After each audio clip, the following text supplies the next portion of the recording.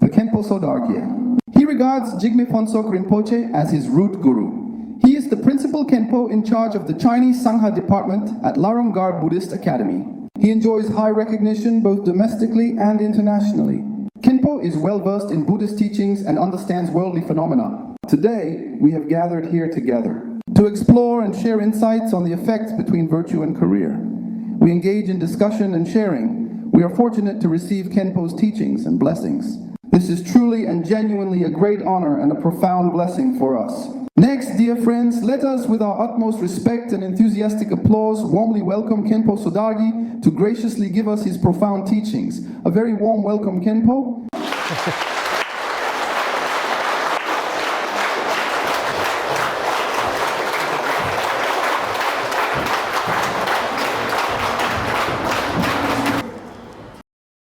Good morning, everyone. It is with immense pleasure and great honor that I stand before you today, as I am very pleased to announce that several of our distinguished companies, alongside their highly respected chairpersons, dedicated senior executives, and esteemed members, have gathered here for this significant occasion. Are all here together to discuss the relationship between virtue and career. Personally, I am a Buddhist and also a monastic. I am indeed very much interested in the significant and profound topic of virtue and one's career path. Just now, representatives from various major companies shared their own perspectives and understandings with everyone. Of course, I also have many thoughts and feelings about this. Everyone present here is very young, and all of you have very active minds. In this 21st century, people are especially concerned about money. One could truly say that we are currently in a society where morality is indeed in a significant decline. I think this is still very necessary for us to collectively care about and deeply understand the profound and intricate relationship that exists between personal virtue and one's professional career path. Therefore, today, everyone is diligently using this precious morning time to engage in collaborative learning and shared understanding, which I personally feel is incredibly essential and highly beneficial for all involved. Because as Buddhists, perhaps you might commonly think that so-called monks should just stay peacefully in temples, reciting scriptures every day, and chanting Amitabha Buddha be enough. Why would they ever need to come to our companies to discuss and study together with everyone here? Actually, many of us nowadays, because of the strong influence of media, movies, and television, have many common misunderstandings about monastics and the teachings of Buddhism. I think many people present here also have these kinds of prevalent misunderstandings, which need to be gradually dispelled. Perhaps, in your eyes, all monastics in the world, apart from seeking personal liberation within their temples, do not need to care about broader society. If they do care about society, it's seen as a kind of dereliction of duty. So-called Buddhism is just a spiritual refuge for a few of us when we get old, and when we're young and active, there's no need to study the spirit of Buddhism. Maybe some people think this way. However, this particular kind of thinking also certainly deserves to be thoroughly analyzed. So-called Buddhists, for example, are actually divided into Mahayana and Theravada Buddhism. Let me very briefly explain the basic principles of Buddhism to you, everyone. What is called Theravada Buddhism can be found nowadays in places like Sri Lanka and Myanmar, as well as in some parts of Thailand. It is focused on personal liberation, practiced in temples, where people only care about praying to deities and Buddhas for their own sake, seeking liberation after death. So-called Mahayana Buddhism not only seeks to liberate oneself, but also to help all other sentient beings achieve liberation. It is not just about saving humanity, but about saving all forms of life in the world. This kind of spirit requires Mahayana Buddhists to engage with the world, to be involved in worldly affairs. Just now, some people mentioned in their comments the so-called compassion, which is profoundly emphasized by Buddhism. We might genuinely think that compassion simply means having a genuinely kind heart ourselves. But in fact, that's not really the case at all. So first, I sincerely hope that many of our young people can have a positive view of Buddhism. Don't always think, as shown in TV shows and movies, that when someone has reached a dead end in life, they typically go to a temple to become a monk in the end. Oh, so all monks, all Buddhists are merely a group of individuals who have at some point experienced significant setbacks or even outright failures in their professional careers. This particular kind of thinking, however, represents a profound misunderstanding of the fundamental truth, a deeply flawed and illogical fallacy. Therefore, I believe that many of us gathered here today each possess our own unique and valuable personal reflections and insightful thoughts about goodness and career. But I think if we truly want to understand goodness and understand the ultimate and profound meaning of career, something truly meaningful for this life and the next, we may need to learn and explore Buddhism on a deeper level. In this way, it will definitely bring meaning to your life, your existence, and your daily living. And it will never ever do you any harm whatsoever. Therefore, our insightful exchange today may, for some individuals, potentially bring about significant changes in your fundamental perspectives, your subsequent actions, your entire mindset, and your very own way of life, and truly transform the entire journey of your life. In fact, a person's transformation can happen over the course of a year, or it might potentially take place within a period of a month, or even in a single day, or in just an instant, a fleeting moment. Someone who was once a thoroughly bad person may later, perhaps because they truly met a genuinely good friend, or encountered a truly fortunate opportunity, and through of their very own, ultimately steered their entire life path toward profound goodness.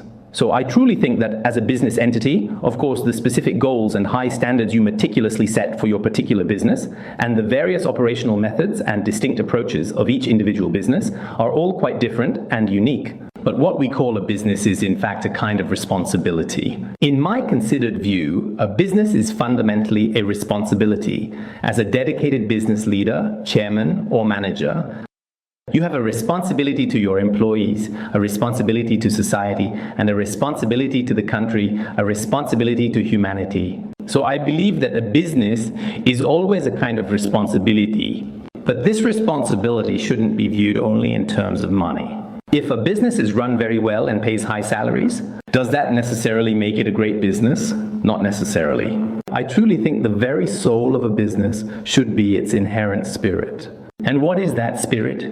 It should be a business truly centered on goodness. That is very important indeed. Not only does a business truly need to provide effective training on work methods, approaches, and all essential operational procedures, but more importantly, a thriving business truly needs a strong and positive culture. The fundamental culture of a business should always be deeply centered on inherent goodness.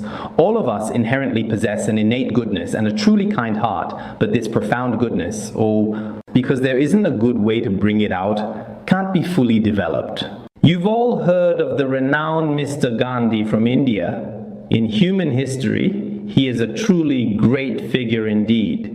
He once profoundly said that the human heart is good. We shouldn't let the very bad actions of just a small number of people simply taint everyone else. Just a single drop of polluted water in the vast ocean won't contaminate the entire sea. So we must not lose hope. Just because we see one or two people in society behaving badly, we just shouldn't lose confidence because of that at all. As a business, there should be a deep sense of courage or strength within. As a true leader, you will certainly see genuinely good people and truly bad people before you. But because of the bad people, you shouldn't let that affect all your work or make you lose hope in your entire career. On our journey through life, the path of life is naturally winding and twisting. It's impossible for everything to go smoothly all the time. No matter how successful a person becomes, their road is never completely smooth or easy. It should truly be said that it's full of twists and turns. When you encounter twists, adversity, or obstacles, it's truly about who can bravely face and fully accept this profound pain head on. That is true courage. So I think for all the major companies present here today, in the future, within each of our companies, we should take a culture of kindness as our fundamental core theme, our satsusae, and as the soul of our enterprise. If each of us has a kind heart, we won't complain about others. We won't spend every day blaming the world and those around us. I've seen that nowadays. A few leaders constantly criticize their employees every day. And the employees, though they don't dare to speak up in person, go back to their dorms or private spaces and start complaining, slandering, and bad-mouthing other people. But what real good does that actually do? Actually, surviving together within a group or a corporation, from a Buddhist perspective, is a matter of karmic connection. Perhaps some of you, as leaders of your groups, have been with your subordinates for a period of time, perhaps even for 10, 20, or even 5 or 6 years. Being together is a kind of fate or affinity. I think this kind of connection is something we should all cherish. You can't keep changing employees.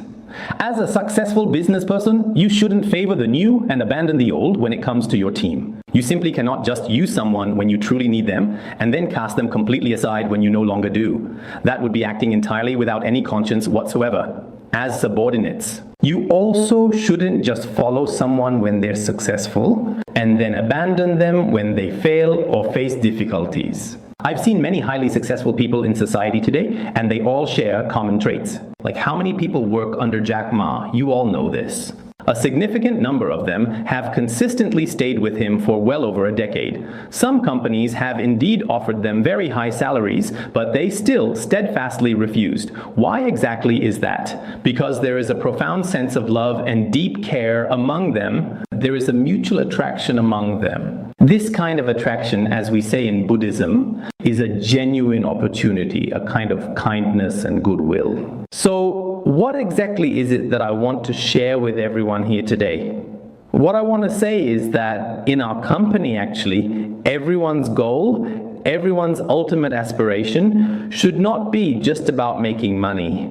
Of course, people absolutely need money. You all have families to support. You have your own families and your own lives to lead. You definitely need fair compensation and adequate salaries for your hard work. But aside from that, what is even more profoundly important? Within this company, we should truly learn kindness, comprehensively learn virtue, and learn morality. For us, this is even more significantly important than mere money. I've visited some companies. And some forward-thinking companies not only share their financial rewards and benefits with everyone involved, but more importantly, they often organize some of the most meaningful, life-changing, and truly perspective-shifting activities. Through these enriching activities and meaningful exchanges, many individuals truly can learn profound principles that are deeply meaningful for this present life and the eternal next. So I think that all of us here should regularly or occasionally actively study some principles of truth, kindness, and beauty.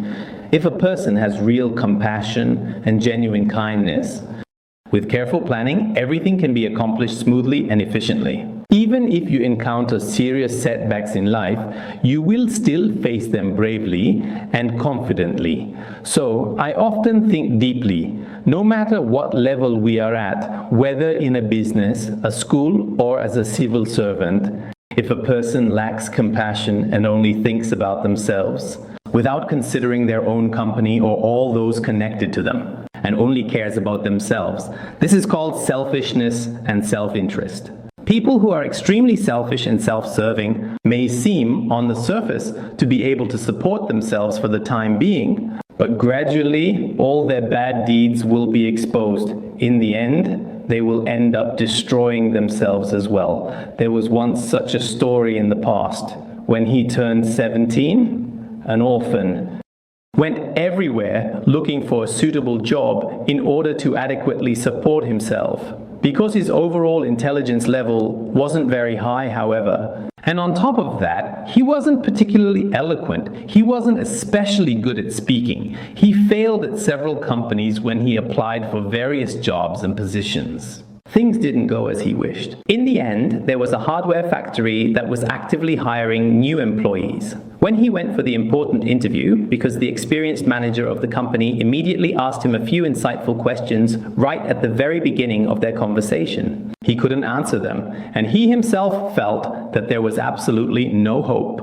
Then the person in charge asked him to leave. There was nothing at all he could do. As he was leaving, he accidentally brushed against the nearby table and the chairs positioned right next to him. And a sharp, protruding nail, unexpectedly sticking out, pierced his hand with a sudden, painful jolt. He immediately and instinctively picked up a substantial, smooth paperweight stone, which felt solid and weighty in his grasp. He began to vigorously hammer at it, until the very head of the nail was completely and entirely out of sight. Then he carefully touched it and couldn't feel anything at all. He immediately was worried about the nail. He could have just left. However, he was genuinely concerned that the sharp nail might inadvertently hurt someone else who could pass by. After meticulously making sure it was securely fixed and no longer a threat, he eventually left, carefully holding his own injured hand. Just a mere few minutes after he had departed, they promptly called him back. When he quickly returned, they joyfully told him, "You are officially hired." He was very moved at that moment. He wondered why I didn't pass the interview just now. But why am I being hired now? Later they told him, "You truly have compassion." Compassion, indeed, is the true and most valuable passport in life. With this, you will definitely become an outstanding and highly successful salesperson in the future. At that particular time, their company was actively looking to hire a dedicated salesperson. From that pivotal moment onwards, he wholeheartedly poured all the love from his personal life directly into his professional work and also into fostering strong relationships with his colleagues. He made love his core guiding principle and kept working hard faithfully. Later, in their company, he became an extraordinary sales champion naturally. Later, he made good money and gained impressive resources in all aspects. Then he started his very own company, and his company consistently kept growing. Eventually, it expanded more and more widely around the world. At every significant company-wide meeting, he often emphasized, "Love is the driving force of our work. Love is the power of our lives. With love, anything is possible. With love, you can understand others. With genuine love, you can truly contribute to the betterment of society, to the well-being of your beloved family, and to the overall strength of the entire group. Love is truly like a powerful echo wall in this world. Whatever positive energy and kindness you generously give, it will inevitably return to you in kind." In this way, over time, he gradually became truly remarkable. Who is he? He is Li Ka-shing. Everyone knows that Li Ka-shing's beginnings were humble. It was actually a very, very small job indeed. At that time, his skills were not high either. In fact, some people in this world think that, "Oh, I haven't actually read a great many books, and I didn't even graduate from university. I don't possess any really high-level PhDs or advanced graduate degrees whatsoever." Actually, a person's diploma isn't important. Character is what matters. Whenever I visit different schools, I always make sure to emphasize this when I talk with them. What do I emphasize? We must first learn to be a good person, and only then can we do things well. If you can't even be a good person, then you can't possibly do things well. Sometimes we see people who are very accomplished, like those who graduated from truly prestigious universities. They seem to be quite capable people, but they are often arrogant and harbor a deep sense of resentment. They think very highly of themselves. As a result, their conduct and the way they treat others are all terrible.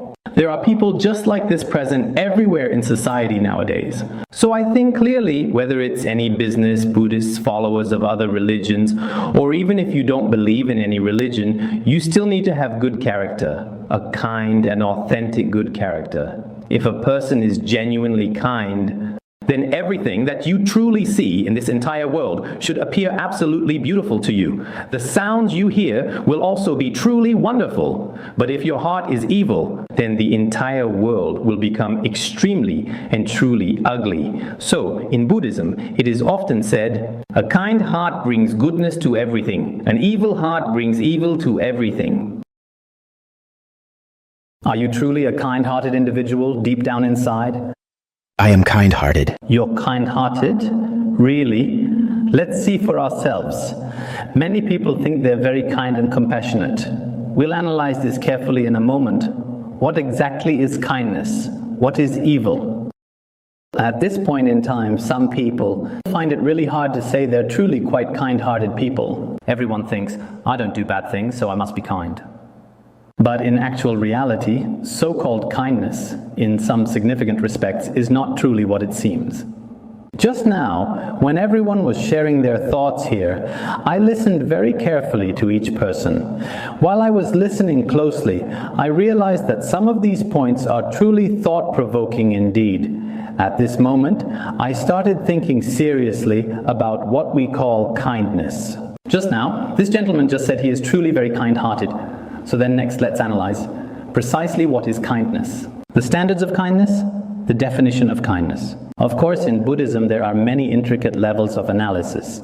This particular kind of analysis is actually also very much worth understanding in businesses and companies.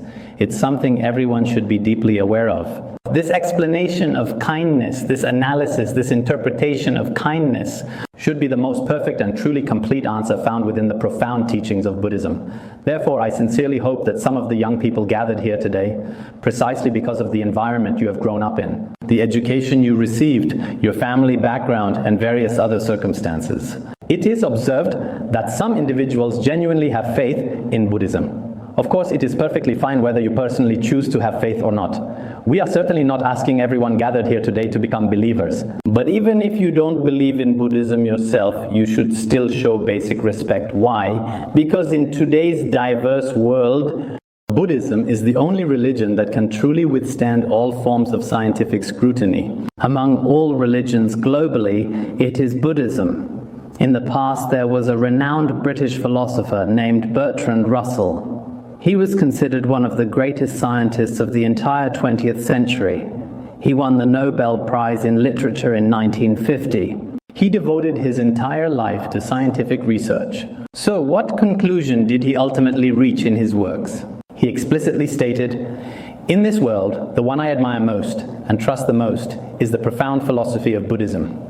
It is truly remarkable that even such an eminent and highly respected scientist held Buddhism in extraordinarily high regard. This includes people like Einstein and Mr. Lu Xun, as well as the current Secretary General of the United Nations and other notable figures and so on. There are countless intellectuals in the world, countless esteemed scientists, and countless influential politicians who all greatly and genuinely admire the profound spirit of Buddhism.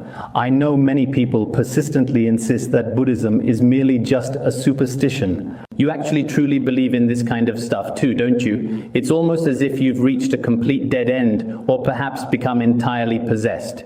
We should all conscientiously avoid this particular kind of thinking in the future.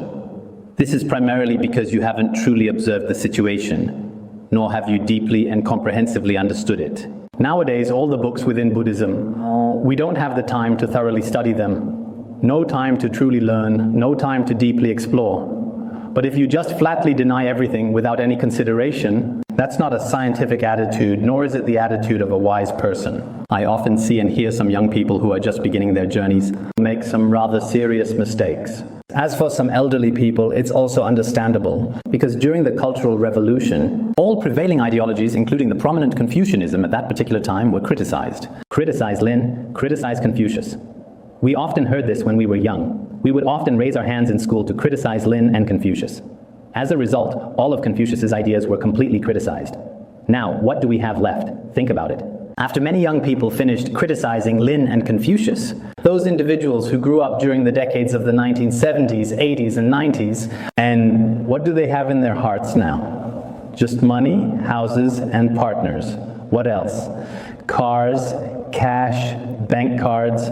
Aside from these, basically, things like how to be a good person or how to do good deeds were not learned, as a few of us just mentioned. The spirit of something like Jet Li's One Foundation, for example, it's actually very simple. When we do good deeds, we're not asking everyone to donate money today. In fact, donating money is just one important form of action. At the very root, the true source and motivation for donating money comes directly from our hearts. If our hearts are kind, you don't necessarily have to donate money. At any time, there are countless valuable opportunities to do good deeds. The source of these good deeds should come from some of our deeper understanding. There is a lot of this profound kind of understanding in Buddhism. I think some companies today are also very successful indeed. This kind of significant success doesn't simply come out of nowhere. It should be clearly stated that it truly comes from the accumulated wisdom and deep insights of the relevant individuals over many, many years. The accumulation of hard work, the accumulation of experience. Although I myself have never personally run any so-called conventional business, our respective undertakings are probably more or less quite similar. I am deeply engaged in Buddhist undertakings, you could certainly say. So what is an undertaking? An undertaking is a regular social activity with a specific objective. It has a certain scale and certain rules. It has a certain impact on society. That is what we call an undertaking. So, can an individual's actions be called an undertaking? Is eating a meal considered my undertaking? Broadly speaking, you could certainly say so, but in a more precise and narrower sense. Just like each of the 4 major companies we previously mentioned, everyone involved truly shares common goals and a common spirit, operating with universally shared rules and consistently applied shared standards. Now, all of the Fortune 500 companies in the world have their own, including common management, common models, and common lifestyles. They are flourishing all over the world. This is what is truly called an undertaking. From this broad perspective, what kind of undertaking am I truly involved in? If you are a devoted follower of Theravada Buddhism, then praying to the gods and Buddhas and seeking rebirth in the Pure Land is considered a kind of undertaking for Buddhists. If you are a sincere Mahayana Buddhist, benefiting all sentient beings compassionately, regardless of whether they are poor or wealthy, including all animals, as long as you help them genuinely within your ability, and to dispel their ignorance, I truly think these actions are the undertakings of Buddhism. Similarly, for all the esteemed scholars from major enterprises present here today, whether you are young people or in important management positions, what kind of common undertaking do you all share here? First of all, everyone must always remember, so-called Buddhism is not superstition whatsoever. If some of you truly believe in Buddhism, you should deeply look at why they hold such strong faith. In fact, people inherently need to have a profound sense of faith. With this guiding faith, one's behavior becomes naturally regulated and thoughtfully restrained. Without faith, there are no limits to wrongdoing, and any bad deed can be committed. Precisely because of this, nowadays materialism, in the behavior of some of us, truly denies the concepts of past and future lives. And the ideas of good deeds are rewarded, evil deeds are punished, you reap what you sow, etc. All these beliefs are completely denied, and after this total denial, why do corrupt officials keep on emerging one after another, continuously? Why are there so many people in our major enterprises? There are more and more people committing truly evil deeds. People who consistently do not repay kindness, who profoundly lack a fundamental sense of gratitude. This is actually the unfortunate result of societal guidance and education. Therefore, I truly hope that there should be some fundamental education about goodness within all enterprises. We may think of ourselves as very kind people, but in reality, people are not necessarily kind, truly. In Buddhism, the standards for goodness in people actually have many levels. But as ordinary lay people, at the very least, you should refrain from the 10 unwholesome actions and practice the 10 wholesome ones. I don't know if you have heard of this. In Buddhism, there is a special teaching about practicing the 10 wholesome actions, the 10 kinds of virtuous deeds. These 10 virtuous deeds are at least the basic standard for a person. To be a good person, if you practice these 10 virtuous deeds, you could be considered very kind. Just now someone said, I am very kind. But whether he is truly kind or not, we don't know. If I ask many of you here whether you are kind, everyone would raise their hand and say, I am very kind. But if we analyze the 10 wholesome actions, just now, someone also mentioned doing good deeds, speaking kindly, and having a good heart. She mentioned 3 distinct kinds of goodness. Actually, her summary was quite insightful and remarkably good. According to the profound teachings of Buddhism, we should precisely categorize these as bodily action goodness, speech goodness, and thought goodness, each representing an aspect of conduct and spirit. Generally, these are divided into 3 categories. First, regarding bodily action goodness, it means not killing, not stealing, and not engaging in sexual misconduct. Not actively killing other people.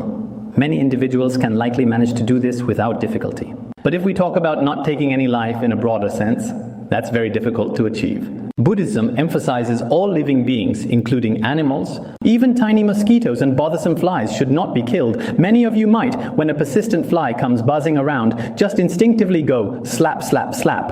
Are you truly kind? You are certainly not kind to these innocent animals. Are you kind to people? Not necessarily. You might treat very weak people. Back when black people in America were not yet liberated, all black people were beaten if they deserved it, killed if they deserved it. So when there is significant inequality among human beings, you would also kill. Therefore, I was deeply contemplating when we typically observe chickens or sheep being killed, or if you say you are kind while taking lives, it's hard to say that's true kindness. Because the lives of animals and the lives of humans are actually not that different. But many of you perhaps have never truly been educated in this particular regard. If you truly go and understand, go and learn, actually any living being, even ants, mosquitoes and flies, they are all inherently afraid of death, just like us humans. They simply cannot speak, but they are all profoundly afraid of death. If we see a living being and with a sudden snap sound take its life, there will indeed be consequences. It doesn't necessarily mean that you will immediately fall down yourself. But in the future, in your lifetimes, there will be retribution one after another. So as much as possible, the first important thing is to stop killing.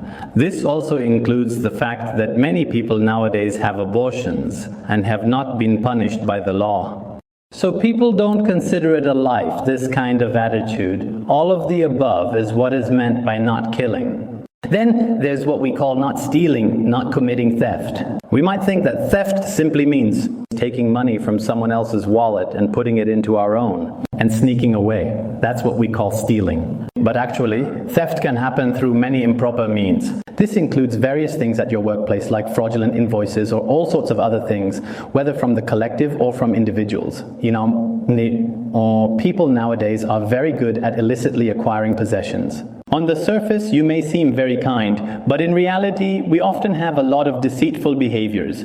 Things that we didn't originally own, we end up taking for ourselves from others. These are indeed very improper and unethical means. This includes running a business where there may be a significant amount of smuggling, which involves the illegal movement of goods, and widespread tax evasion, which is the unlawful avoidance of paying taxes, as well as all sorts of other illegal and illicit ways of accepting other people's property. This is called stealing. But if we are truly kind and compassionate people, then of course when doing business, we really need to support so many people and their livelihoods. But even in legitimate businesses, there are often many fake things involved. Why is it that so many companies nowadays don't understand the principle of cause and effect? That's why there are problems with milk and problems with beverages as well. There are issues with what we drink and what we eat. Why is that? It's all because people don't understand cause and effect. Originally, these were indeed very good things, but unfortunately, a lot of deceptive tricks are often played with these particular products. This is an irresponsible behavior towards humanity. If we had received an education in kindness from a young age, then the medicine we take now should also be very safe. The food that we consume would also be very safe and secure. But because of our education, from childhood, we've only truly valued money and not kindness, which is a significant societal issue. As a result, it has affected our own survival in the future, making us increasingly anxious and quite fearful. Now, whenever we eat anything in this bustling city, we inevitably feel a bit scared. Is there any hidden toxin in this? What is the underlying reason for this? It's because we haven't properly and adequately guarded against the potential for theft, or haven't focused enough on it. So, for all our enterprises, including top executives, the substantial profits they should rightfully earn and the considerable wealth they genuinely deserve can indeed be fully obtained. Some entrepreneurs even say nowadays that speed and quality are often inversely proportional. Profit and conscience are also inversely proportional. Indeed, sometimes these arguments do actually make quite perfect sense. It's not that they're without reason. Sometimes our conscience may also be deeply troubled and burdened. This is the second crucial point, not stealing with one's bodily action, which means refraining from any physical act of theft or misappropriation. Next is not committing sexual misconduct with one's body, meaning that within a lawful family, for those who are lay people, having a lawful family is indeed also permitted within the teachings of Buddhism. But aside from this, nowadays there are especially many improper and unlawful behaviors, including some ordinary lay people, where there are numerous significant factors causing disharmony within families, especially when people possess considerable money, high status, or exceptional good looks.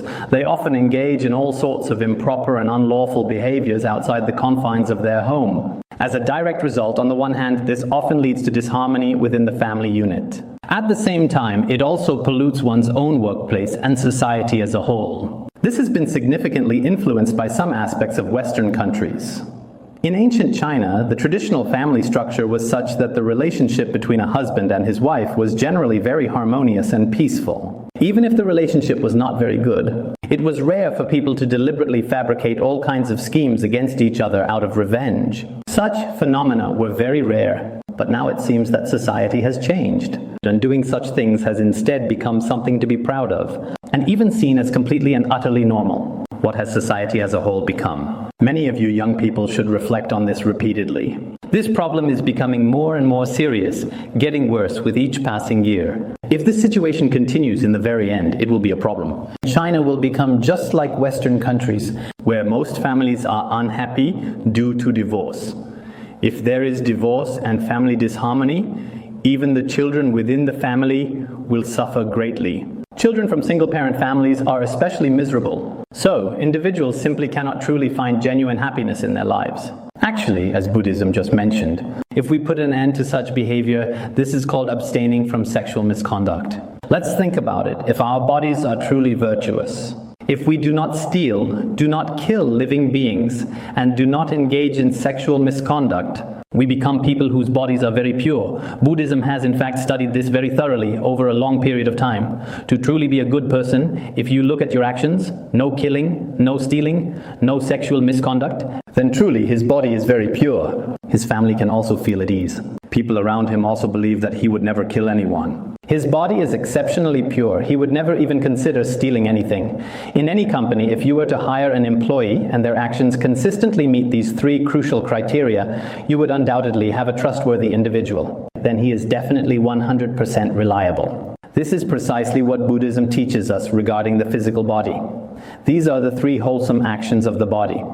And then regarding speech, just now we extensively talked about wholesome speech, which is a crucial aspect of Buddhist practice. No lying, no divisive speech, no harsh and abusive words, no meaningless talk. There are 4 distinct types. Everyone, please remember them clearly. The very first one is simply not lying.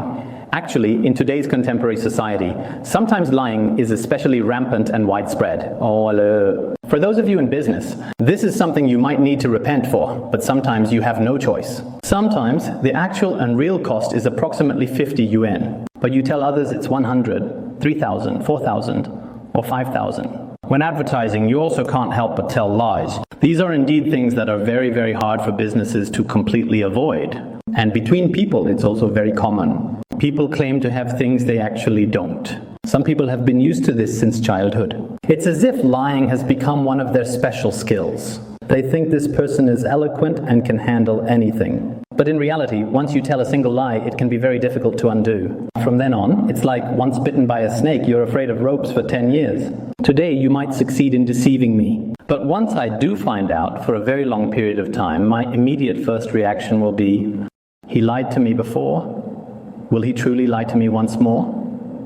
Even if he treats me with the absolute utmost sincerity and with complete honesty, because he lied to me in the past, I will always indeed have some certain doubts about him. So, whether in business or elsewhere, lying is something to be mindful of. Within our groups and communities, we must pay special attention to this. When people speak, it should be genuine and truthful. I see that many companies in the world today have a rule that you must not tell lies about anything. Everything must be discussed openly at the table, face to face. When things are said face to face, maybe it's a little bit hard to accept at that time, but if you lie and the leader finds out later, then from then on, the trust in that person is lost. Because he truly lied to me at that particular time. We always feel that this is very bad. So, the very first and most fundamental rule in our talking is to absolutely not lie, and this principle is incredibly and profoundly important for any group or community in today's complex and interconnected world. The second one is called divisive speech. What is divisive speech? It means sowing discord, stirring up trouble between people. Buddhism says this is not acceptable. Sometimes people sow discord right to your face. What did the leader tell you? What did the general manager tell you? What did the project manager say to you between employees as well? Some people are the worst. They stir up trouble in the middle. Some people don't dare to say things to your face, so they talk behind your back. I heard this person the other day talking to you. Maybe you'll be fired on the spot, or they'll talk about your mistakes and so on. Relationships between people are supposed to be harmonious. But these kinds of words often lead to significant discord and a profound lack of unity. Actually, in many groups nowadays, some people's unkind words frequently end up getting themselves fired from the company entirely. In the end, they find themselves with nowhere to turn. This really happens. All of this is because of what they said. In the end, there is nothing they can truly do but accept the consequences. So, if we can refrain from divisive speech and not sow discord at all, and just speak honestly about what needs to be said, there's really no need for anything beyond that. Yet colleagues often tend to casually spread unreasonable rumors among each other in daily conversations. That's the second point. The third is harsh speech.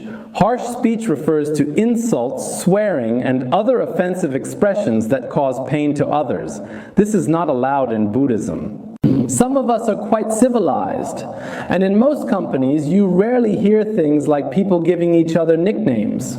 Generally, when we speak, Westerners also consider this very important.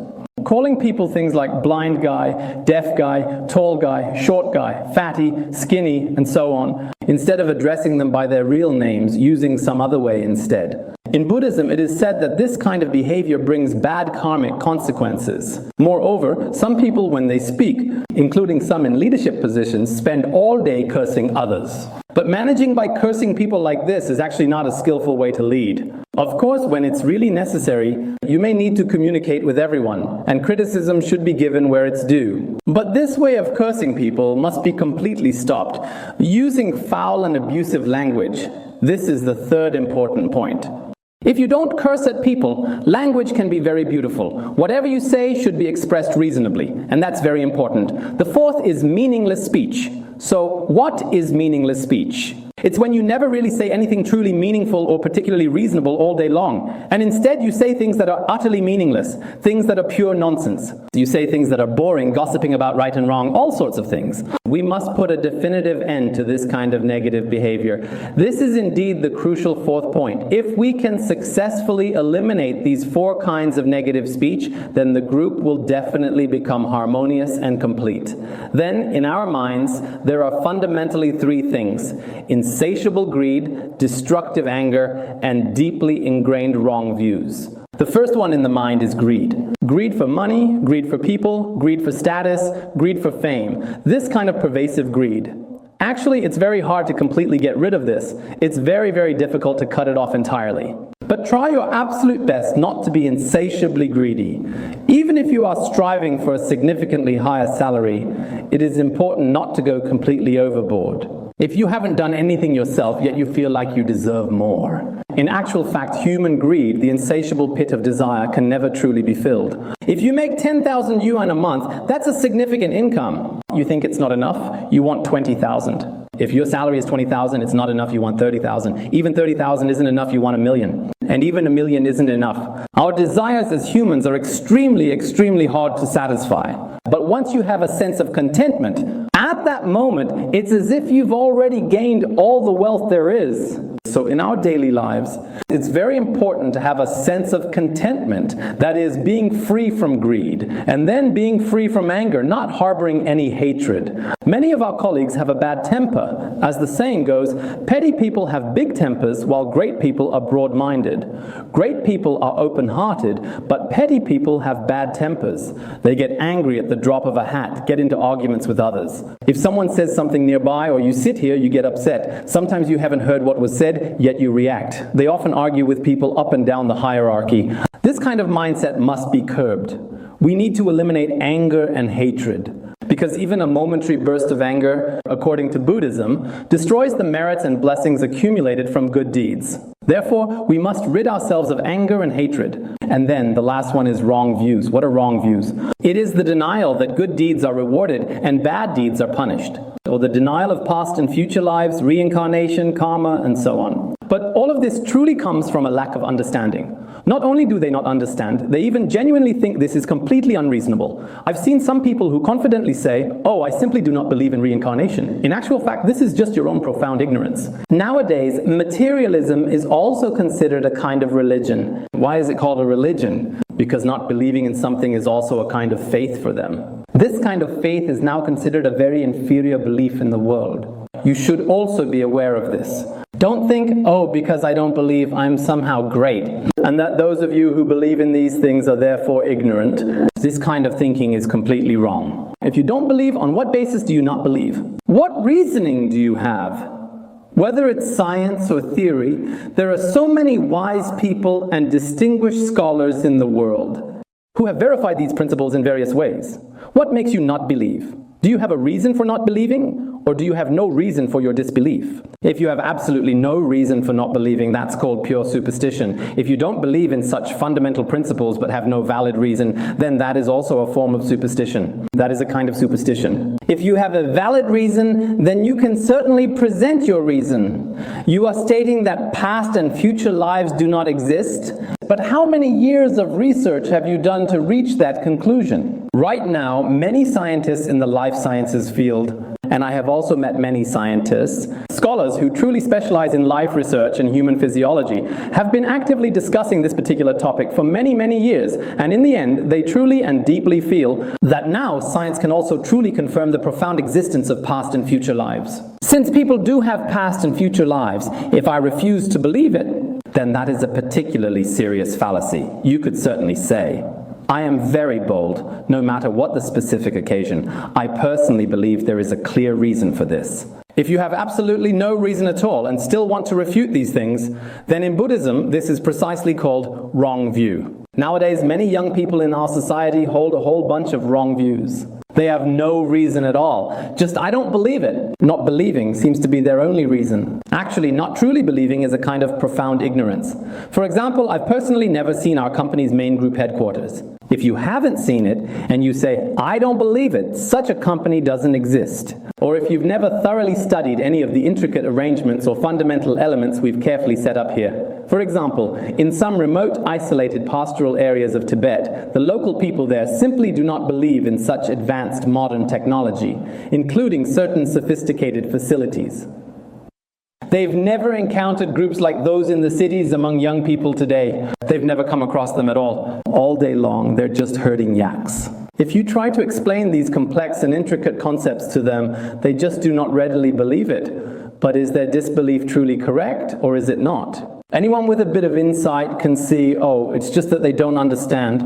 And actually, this is not correct. In the same way, when it comes to past and future lives, karma and its effects, the principles taught in Buddhism, it's not something that can be understood in a day or two, or even in a year or two, not even in just a decade or so. It requires decades of dedicated study and research. If we humans refuse to acknowledge past and future lives, this is a kind of ignorance on our part. This is what I have always believed. No matter who you are, whether you're a leader or someone in the business world, no matter what kind of person you are, if you believe that people don't have past or future lives, then you must provide some clear examples to fully support that particular view. But so far, no one has been able to do so. I've thoroughly discussed this complex issue in depth with many prominent thinkers and esteemed theorists, and none of them have been able to provide such examples. Maybe you'll ask me in return, are there any reasons or logic supporting the existence of past and future lives? Yes, there are many, both from a scientific perspective and from Buddhist philosophy. There are also examples from folk traditions and in society.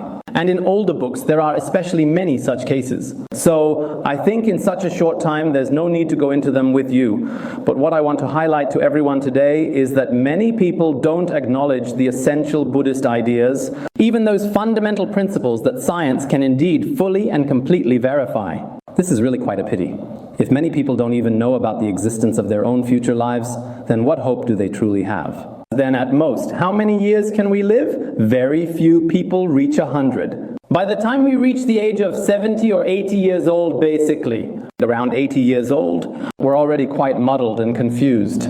So, with such a remarkably short life, do we still truly have hope for the future? In fact, there are still many more future lives and opportunities ahead of us. So I think, as human beings, we should always look much further ahead and not be so incredibly short-sighted.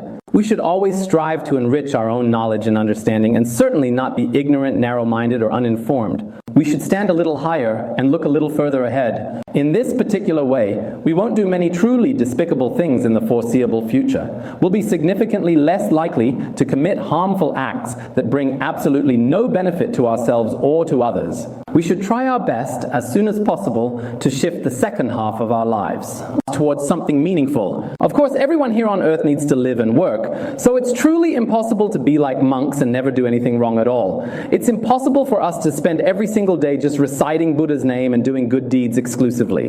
But as people, as genuinely good people, we should strive for betterment and continuous self-improvement. As the ancients wisely said, a gentleman truly loves wealth, but always acquires it in the most honorable and rightful way. We should diligently obtain wealth through our own inherent skills and efforts, our own wisdom and our own abilities. Income earned with a truly clear conscience is genuinely genuine. The way human beings live their lives nowadays, it's truly best to have some personal knowledge to sustain our existence. If you don't have knowledge, then support yourself through a skill. If you truly don't possess any particular skills either, then you should have to work incredibly hard at demanding physical labor. If you don't even have these three things, then only have evil thoughts or wrong intentions, then life truly has no inherent meaning. Perhaps you might think that, as a devoted Buddhist, I possess the unwavering faith of a Buddhist, and you, of course, have your own deeply held beliefs. I don't deny your lack of faith, but I sincerely hope you use wisdom to carefully observe. Many of the profound things about humanity we might otherwise see only in a very shallow or overly simple way. But in doing so, it may not necessarily be truly the truth. On this point, I want to sound a significant warning bell, a crucial cautionary note.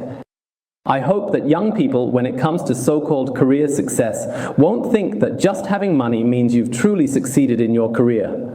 Actually, money and career are two distinct concepts. In the eyes of some scholars, material wealth and spiritual well-being are directly proportional. However, the most important thing is indeed spiritual wealth.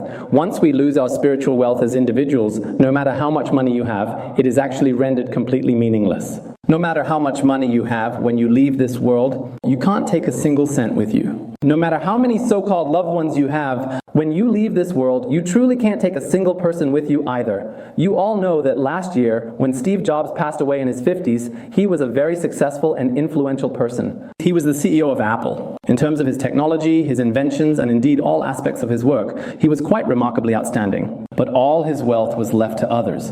There was nothing he could do about it.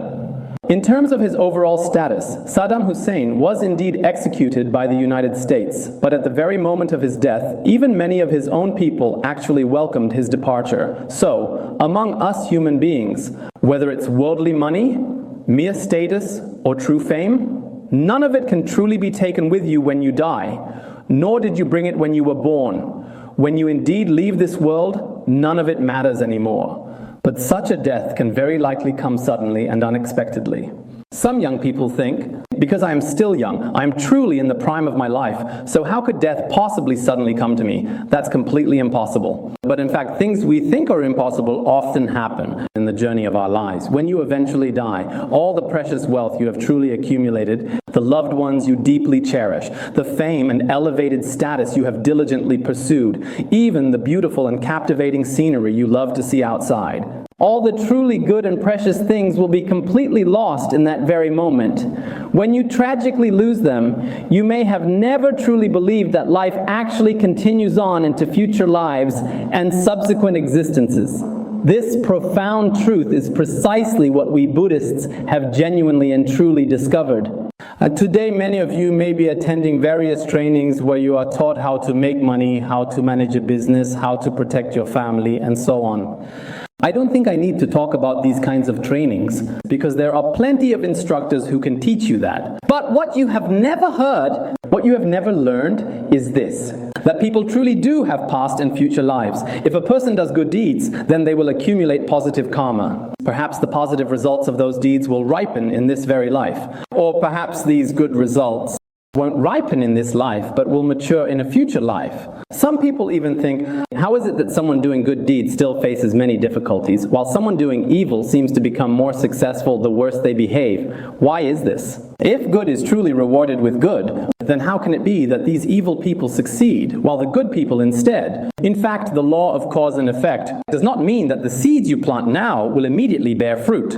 It doesn't work like that. Just as farmers plant crops in the spring and harvest them in the fall, it's the same principle. The good deeds I do in this life may ripen in my next life, and some may not ripen until the life after that. As for some virtuous actions, if in this present life they encounter truly special circumstances, there are also a very small number that will ripen and come to fruition within this very lifetime. So the understanding of cause and effect that you believe in is actually quite superficial. Many people think, since there are good rewards, why is it that when someone does good deeds, they haven't received any reward yet? When we plant a seed, how long does it take for it to mature, to blossom and bear fruit? So we really shouldn't look at things in such a simplistic way. There is a certain inherent vagueness in these so-called abstract ideas that someone just mentioned. Maybe it's a bit vague, or maybe it's very clear.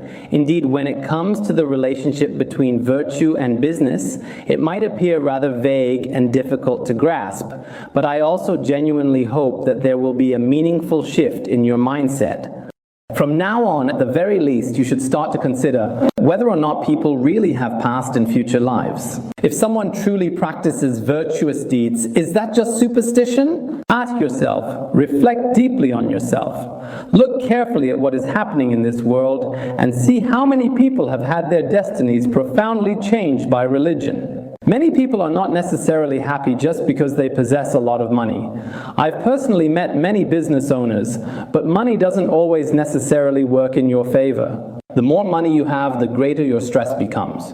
Your suffering significantly increases and your worries grow considerably heavier. But if you possess a profound kind of faith, of course having substantial wealth truly allows you to perform many good and beneficial deeds, and you can also maintain your own business. At the same time, what's even more important is the sense of contentment, satisfaction, and happiness in your heart. This kind of happiness cannot be measured by money. In fact, this kind of happiness is something every one of our employees, every person, whether at a high level or a low level, everyone can enjoy. In Buddhism, this kind of spirit is everywhere. So as human beings, there's no need for us to worry all day long or be anxious about imaginary troubles. Some people live their lives in a state of constant worry. Some people live in a perpetual state of panic. Some people, however, live in a state of hope and optimism, always hoping, hoping, hoping. When you eventually die, your wishes still haven't come true. Some people are always hoping for something or another, constantly striving for more. They must succeed, succeed, succeed. But when you fall, your hopes still haven't been fully realized. So I think everyone must have a profound sense of contentment. At the same time, when you have the ability in various aspects, it's also important to do some good deeds for the benefit of others. This is also very necessary. In Carnegie's The Gospel of Wealth, for example, it clearly says in this book, it is said that when he was a very young boy, he was a truly pitiful child, facing many hardships. Later, a kind and compassionate retired soldier generously gave him the invaluable opportunity to study and pursue an education. Eventually, he became the esteemed and influential pioneer of modern philanthropy in America.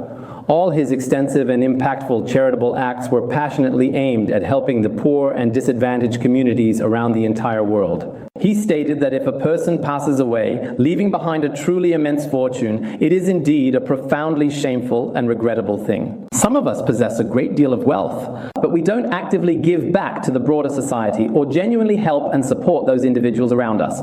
Therefore, I firmly believe that as a responsible business entity, a company absolutely needs to cultivate and maintain a certain organizational culture. It doesn't necessarily mean you have to give a lot of money. It depends on your situation. If you are not at all stingy and are comfortable, and it is indeed convenient for you in various aspects, as someone just mentioned, perhaps a mere 1% of your total monthly salary, or even a slightly smaller amount, would be perfectly acceptable and appreciated. I've also had the pleasure of meeting Jet Li. At that time, he talked about precisely how the One Foundation operates. Actually, it truly doesn't require a lot of money either. It's just to let everyone know that there is such a thing as charity in the world. This kind-heartedness can also be expressed economically through material support or simply through a kind heart and a sincere smile. We often emphasize doing a good deed every day. So what does doing a good deed every day actually mean? If today you give rise to a kind thought in your heart, this is also considered a form of charity. If you are especially attached to your money, and even reluctant to part with 1 yuan, then there is no need to force it. You don't have to take 1 yuan out of your salary. We should have a kind heart. This kind of genuine kindness is truly indispensable in any thriving corporate culture. In the Buddha's Sutra of Perfect Enlightenment, 3 types of people are described. It uses 3 metaphors. One type is called the blind, another is called the one-eyed, and another has both eyes. What does this mean? It means that there are people who don't even have the basic concept of accumulating wealth, nor the concept of virtue or doing good deeds. These are called the blind. They don't even accumulate their own merit, living in utter blindness. Every day is just about eating, drinking, and muddling through life. Other than that, there's nothing else. There is another type of person who only likes money, but doesn't accumulate virtue. This is called the one-eyed person, having only one eye. They only like money and are very capable at accumulating wealth. But when it comes to truly contributing to society, they never really give it much thought. There is a distinct type of person who not only diligently accumulates resources, but also treats life with genuine kindness and respect. They can also generously give back their accumulated wealth to various levels of society and actively help countless others. So everyone present here should cultivate a profound sense of gratitude toward others. This is very important. If we don't have a sense of gratitude, then life will become very exhausting and burdensome for us. Therefore, as leaders, we should be grateful to all our subordinates and acknowledge their contributions. In fact, without their support, without their unwavering dedication, without their tireless hard work, none of our organizations could have possibly achieved what we have proudly accomplished today. All the dedicated employees and diligent management staff should also be profoundly grateful for our collective and deeply grateful to our esteemed leaders. Without their unwavering dedication and visionary guidance, it would be truly impossible for you to fully experience the profound happiness or the substantial wealth you currently enjoy today. So if we have a strong sense of gratitude for our society, and not a heart full of complaints, then families will also be very harmonious, and society will be very happy and content as well. Every group will feel especially warm and caring. So I especially hope that everyone will use truth to truly understand the important relationship between kindness and their career. Thank you.